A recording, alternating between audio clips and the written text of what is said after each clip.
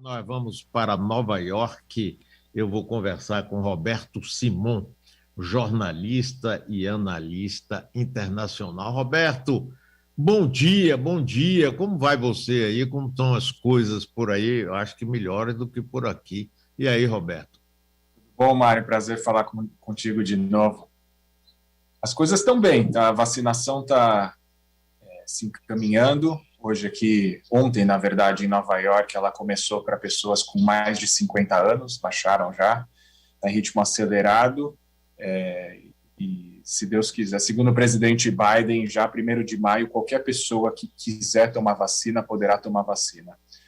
E a ideia é que lá por julho as famílias possam se reencontrar em grupos pequenos, talvez, mas já uma volta parcial à normalidade, assim como a gente espera que isso aconteça no Brasil o quanto antes, mas ainda estamos longe desse momento. Muito. Roberto está aqui conosco, a professora Malu Fonte, jornalista, que participa dessa entrevista também. Eu queria que você falasse com a gente, Roberto, sobre o livro O Brasil contra a Democracia, a ditadura e o golpe no Chile e a Guerra Fria na América do Sul. Participação do Brasil. E aí, Roberto? Bom, esse é um livro que me levou quase 8 anos para escrever. É um livro, eu acho que para quem gosta de política internacional, de história, de Guerra Fria, e ele conta, através de documentos e depoimentos de dezenas de pessoas, documentos secretos, tanto do governo chileno, da ditadura brasileira, documentos do governo americano, CIA, Departamento de Estado, como o Brasil se envolveu na crise chilena com a eleição de Salvador Allende, no começo dos anos 70, o presidente socialista Salvador Allende, até o golpe que levou Augusto Pinochet ao poder em 1973, e o apoio do Brasil à construção da ditadura chilena. É uma história muito pouco contada, e ela é contada também dentro dessa história maior do envolvimento do Brasil em vários países da região, na defesa do, entre aspas, mundo livre, naquele contexto de Guerra Fria, na luta contra o comunismo, não só Chile, como Bolívia, Uruguai, mesmo a Argentina, o Brasil se envolveu, às vezes de modo intenso, para tentar definir os destinos desses países e também para lutar contra exilados brasileiros, vigiar exilados brasileiros, recrutar informantes e outras atividades clandestinas. Então é um livro, mostro aqui o livro para quem estiver vendo a versão aí pela internet, é um livro que saiu mês passado pela Companhia das Letras. Roberto, teve a famosa Operação Condor, não é? Que articulou isso tudo. Eu me lembro bem dessa história. Inclusive, eu estive no Chile pouco antes da queda de Pinochet.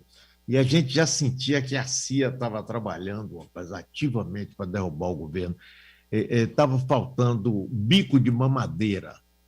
Aí, depois de algum tempo, descobriram que estava milhares desses bicos jogados no rio Mapocho, que passa lá em Santiago. Faltou cigarro. De uma hora para outra, não tinha cigarro. Você imagine que vai criando isso, não é, nas pessoas. E aí, Roberto, fale mais aí, porque essa história é muito interessante. Na verdade, o golpe de 73, mesmo a eleição de Salvador Allende, é um momento decisivo na história da nossa região, da América do Sul. Foi a primeira vez que um presidente socialista, e socialista de verdade, queria criar o socialismo no Chile, foi eleito democraticamente a presidência, e o Brasil viu na eleição de Allende a criação do que se chamava na época uma Cuba do Pacífico, a ideia de que o Chile se tornaria uma cabeça de ponte do comunismo internacional, era esses os termos que a ditadura usava, ameaçando diretamente a segurança nacional do Brasil. E a ditadura se mobilizou totalmente para agir contra Allende em várias frentes, desde apoiando grupos de extrema-direita no Chile, se preparando para uma guerra civil no Chile, tentando identificar potenciais apoiadores de um golpe contra Allende entre militares chilenos e construindo canais com eles. O Itamaraty se empenhou num boicote diplomático ao Chile intenso.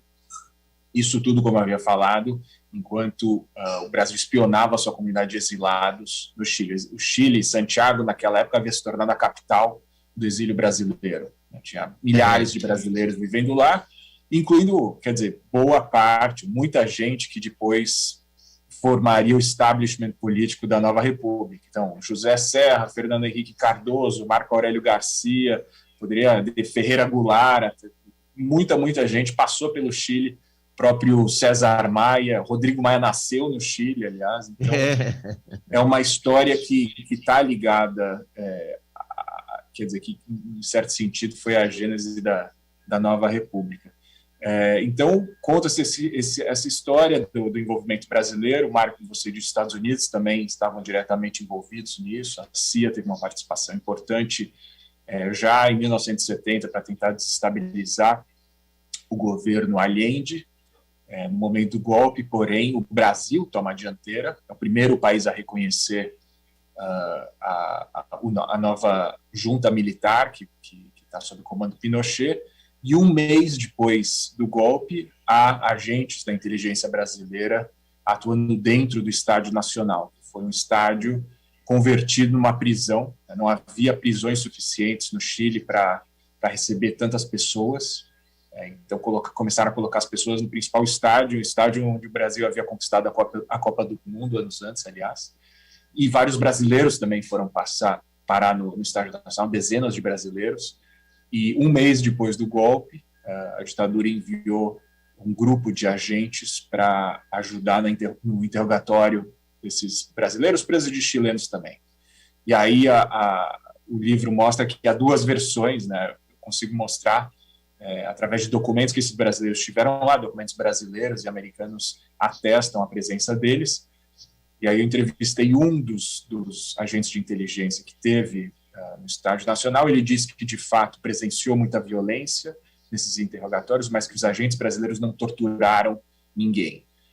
E a história que os presos brasileiros contam, e mesmo presos chilenos, é diferente, de que os agentes brasileiros, sim, participaram de sessões de tortura e foram, enfim, causaram ou tiveram envolvidos diretamente em episódios de violência. O livro apresenta, reconstrói isso, é uma grande investigação jornalística e de análise internacional, e para tentar jogar luz sobre esse período que ainda é pouco discutido. Qual o papel da CIA nessa coisa brasileira? Fica claro isso aí também do governo americano, das agências de segurança ou de espionagem americana? O papel da CIA na destabilização do governo Allende é importante, muito importante, porque eu diria que o ponto alto foi no momento que Allende foi eleito, entre a eleição do Allende e a posse do Allende, a CIA, um grupo que recebia armas e dinheiro da CIA, tentou sequestrar o chefe das Forças Armadas chilena, o general Schneider, e na tentativa de sequestro ele acabou sendo assassinado. Esse grupo de militares rebeldes era diretamente financiado pela CIA. As armas fornecidas para essa operação foram, então, recolhidas pelo adido militar dos Estados Unidos no Chile e jogadas no Pacífico para tentar esconder, digamos, o lado americano dessa operação. E aí, depois, a CIA também se envolveu em várias formas, financiando grupos de oposição a Allende, financiando o principal jornal chileno, Mercúrio, que também fazia uma oposição muito forte a Allende. Mas o livro mostra, Mari, isso é algo que eu acho que é uma das grandes discussões do livro, que o Brasil, não houve uma operação conjunta da CIA com o Brasil no sentido de estabilizar Allende. O presidente Nixon e o presidente Médici tinham uma relação muito boa, uma admiração mútua clara. No entanto, não há indícios de que houve uma operação conjunta nesse sentido. Na verdade, os dois países estavam atuando contra o Chile simultaneamente, e havia uma troca de informações no nível presidencial. O presidente Médici falou explicitamente ao presidente Nixon em Washington que o Brasil estava em contato com militares chilenos para ajudar a derrubar Allende, mas não há indício de que houve realmente uma cooperação total entre a CIA e agências de repressão brasileiras para derrubar o governo chileno. E o livro mostra de modo mais amplo, eu diria, um dos grandes argumentos do livro, que, ao contrário do mito que se criou, que a ditadura brasileira era uma espécie de marionete de Washington, que os militares brasileiros estavam sob controle do governo americano, não. Os militares brasileiros decidiram, os civis brasileiros no regime naquele momento, decidiram agir contra o Chile porque entendiam que o Chile era uma ameaça direta à segurança nacional, de uma visão geopolítica que levava a isso, interesses econômicos, uma percepção em relação ao Chile que ia nesse sentido. Então, digamos, é uma nova perspectiva sobre esse debate. Até logo depois do golpe no Chile, o Gabriel Garcia Marques escreve um texto dizendo que os Estados Unidos não precisava mais enviar seus marines para derrubar governos da América Latina, porque tinha os brasileiros para fazer cercas. E essa imagem que se criou... Tragédia. Essa imagem que se criou do Brasil, que faria serviço sujo, a mando de Washington. E o livro mostra que não. Mostra que o Brasil atuou porque tinha suas próprias motivações para isso, e não estava seguindo ordens de Washington, embora tivesse, claro, uma enorme sinergia, uma sintonia muito grande com os Estados Unidos naquele momento de Guerra Fria. Ô, Roberto, nesse período, teve aquela história do cônsul brasileiro, Aloysio Gomide, que foi sequestrado. Tem alguma coisa a ver com esses estudos seus, essas pesquisas? O cônsul brasileiro ele foi sequestrado em Montevidéu um pouco antes da eleição do Allende. E era um momento no qual o sequestro de diplomatas era uma das grandes armas da esquerda armada, porque esses diplomatas eram então trocados por vários presos políticos, e isso aconteceu algumas vezes no Brasil.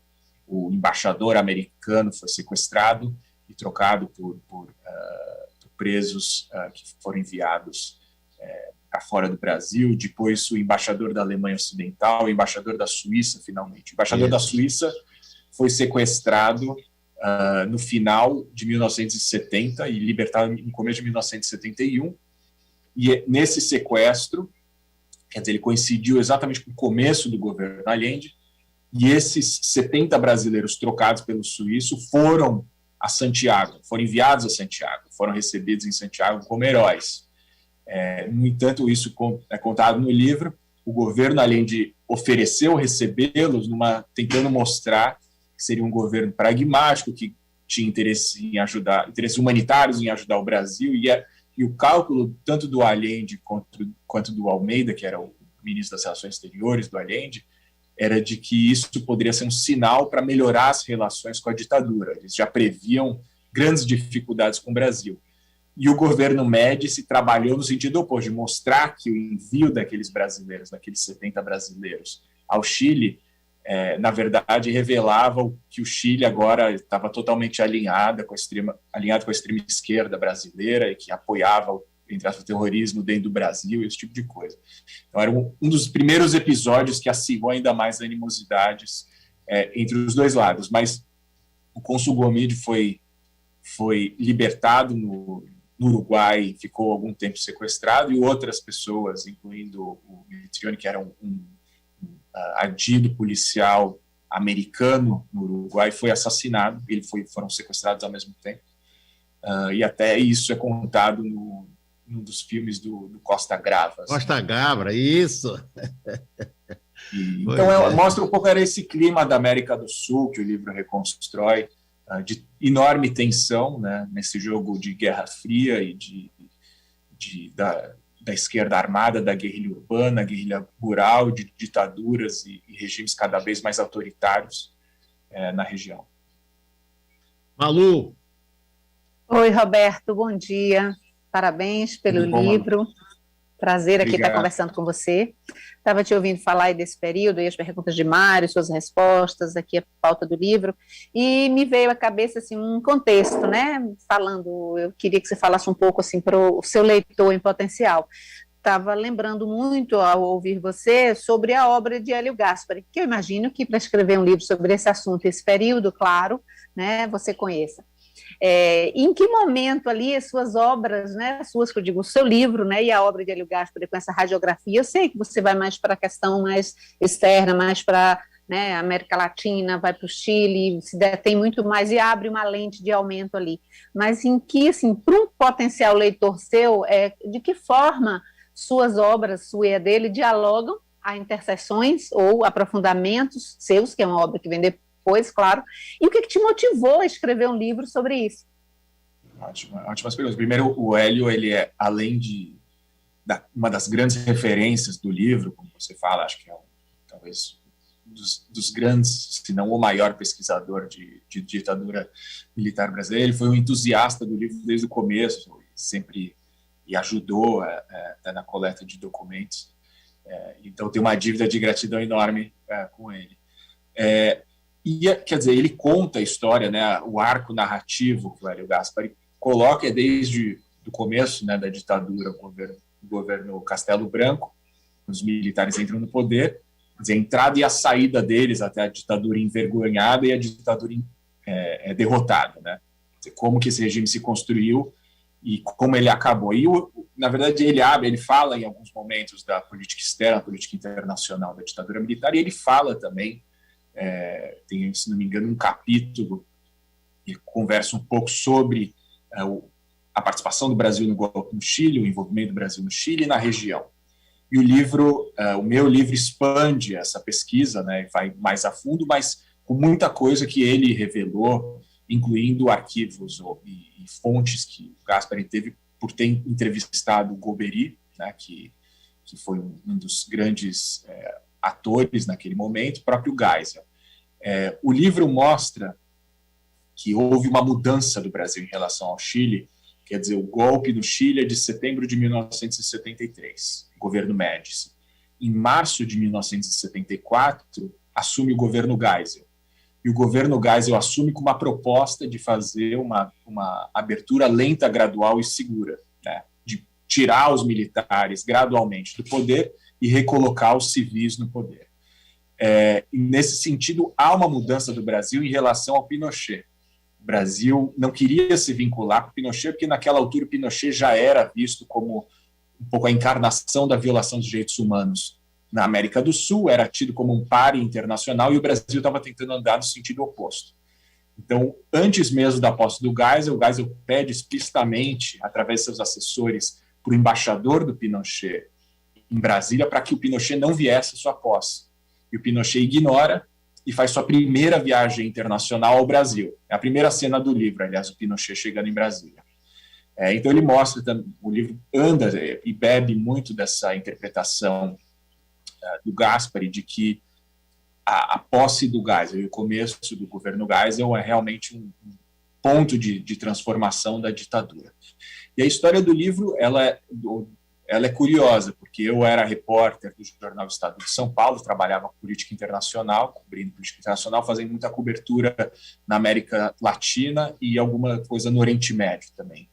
E em 2013, por ocasião do aniversário de 40 anos do golpe chileno, conversando com a direção do jornal, a gente combinou de eu ir ao Chile, cobrir essa história dos 40 anos do golpe chileno, e também era um momento em que a presidente Bachelet, cujo pai havia sido ministro do governo Allende, morto depois de ser torturado após o golpe de 73, ela tentava retornar ao poder para um segundo mandato, e a principal rival dela também era filha de um general da Força Aérea, que no momento do golpe havia ficado do outro lado. Então era um momento que o passado do Chile estava muito presente na política. E essa era, digamos, a principal pauta que eu ia cobrir no Chile, e ainda conversando, a gente se decidiu que seria interessante voltar à história da presença, do apoio do Brasil, da ditadura ao golpe no Chile, mas isso era uma ideia como algo a mais, assim, da cobertura. E eu fui aos arquivos da chancelaria chilena. A ideia era passar uma tarde lá, e quando cheguei nos arquivos encontrei uma mina de ouro de documentos, e aí publiquei uma série de 10 reportagens no Jornal Estado de São Paulo, que criaram, né, isso em 2013, tiveram alguma repercussão tanto no Brasil quanto no Chile, e aí a Companhia das Letras me convidou para realmente expandir a investigação, voltar ao Chile com muito mais tempo, fazer uma pesquisa assim, detida nos arquivos brasileiros. Em 2014 eu me mudei para os Estados Unidos, onde eu vivo desde então, e fiquei muito tempo pesquisando os arquivos americanos também, da CIA, do Departamento de Estado, da Casa Branca, e assim, de modo que pude reconstruir essa história de modo muito cauteloso. E até digo que o Brasil de 2013 era um Brasil muito diferente do Brasil que a gente vive hoje em dia. Tem muita gente que acredita, que olha para o livro e acha que o livro é uma reação, né, ao governo do Jair Bolsonaro e essa mudança, né? Em 2013 ninguém imaginaria um presidente louvando Augusto Pinochet ou um ministro da Economia se autodeclarando um Chicago Boy como os ministros da Economia do Pinochet, ou gente relativizando tortura, esse tipo de coisa. O livro, na verdade, não é uma resposta a isso. O livro nasceu em 2013, quando essas coisas eram impensáveis. Eu digo que talvez a maior contribuição dele seja revelar um pouco como a história hoje em dia, e essa história desse passado nebuloso, está sendo instrumentalizada ou convertida numa arma política, e os riscos disso, né? Acho que o livro ajuda a destruir alguns mitos, e eu espero que com isso ele colabore para um debate político muito mais sofisticado no Brasil.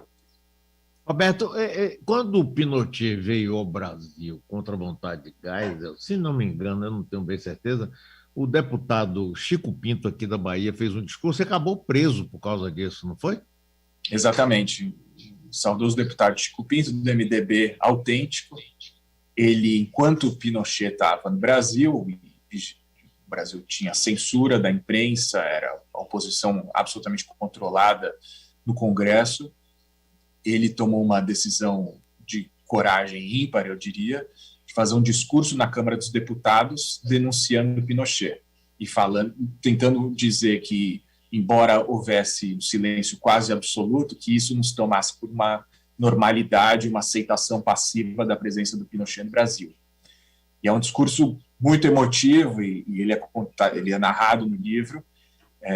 E, obviamente, o deputado Chico Pinto sabia que aquilo significava uma espécie de suicídio político, né?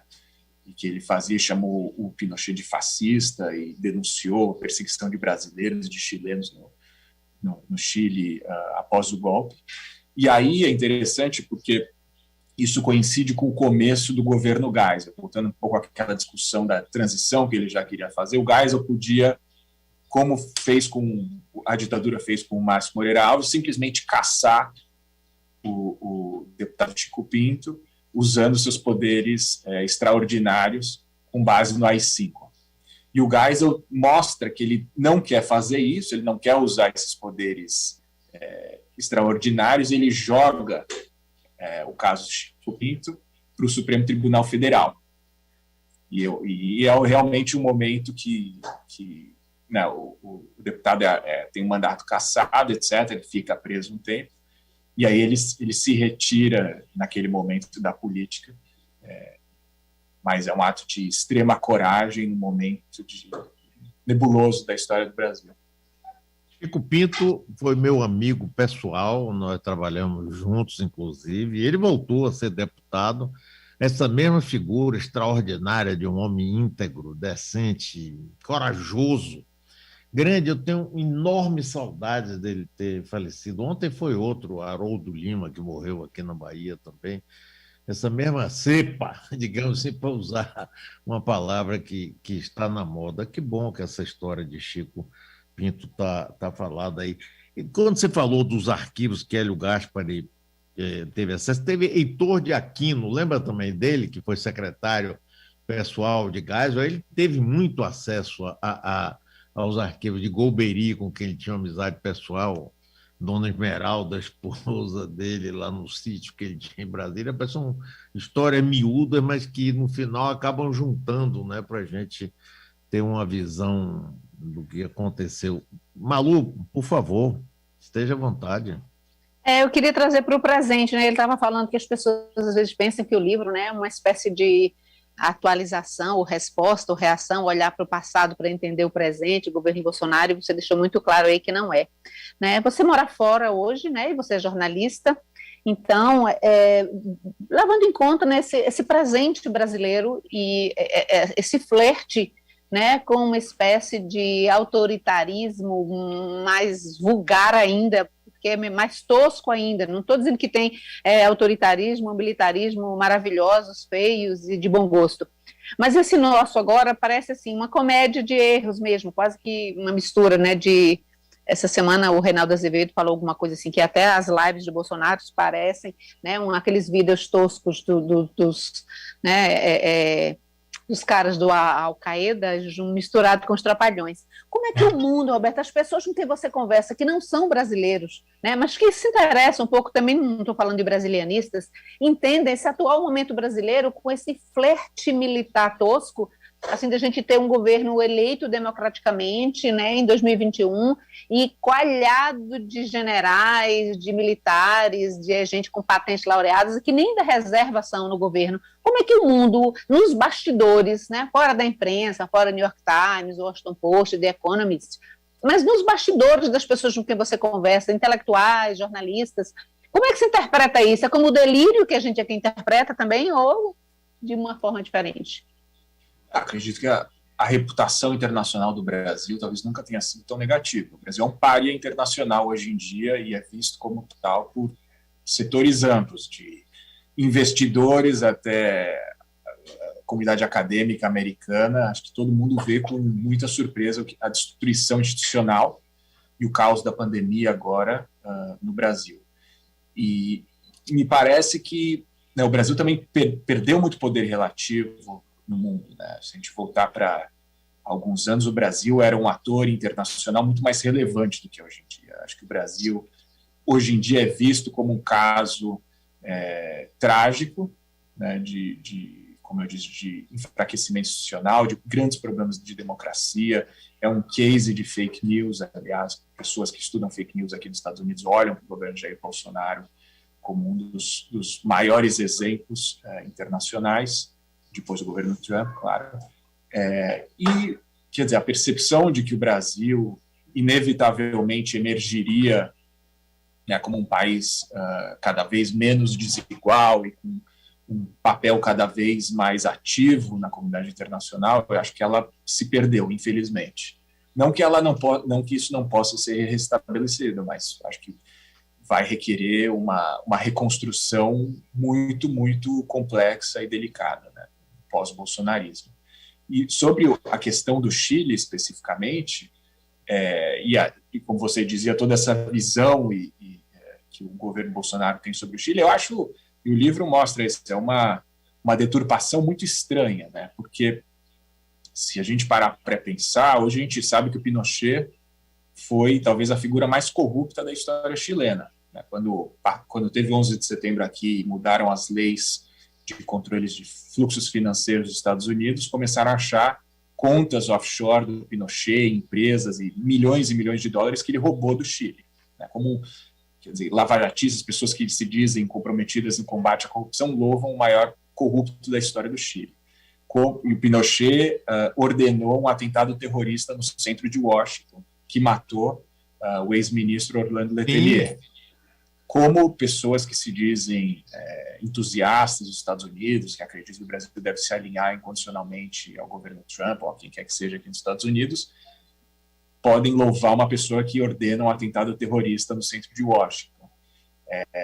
E hoje a gente sabe, por exemplo, que a DINA, a Polícia Política Chilena, esteve envolvida com narcotráfico, além dos crimes mais bárbaros que você pode imaginar, incluindo tortura, desaparecimento de crianças, etc. Como uma pessoa que se diz com valores humanistas, ou uma pessoa de valores cristãos, ou que seja, pode se identificar com o regime que cometeu esse tipo de barbárie.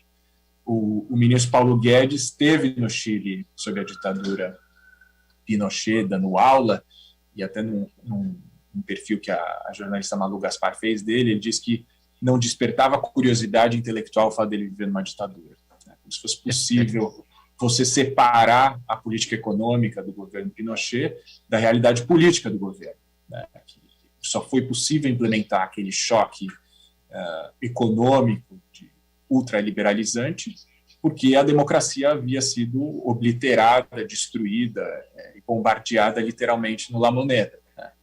Então, quer dizer, essa releitura histórica, onde se louva Major Curió, onde se louva o Ustra, etc., ela tem por princípio uma ignorância histórica profunda, né?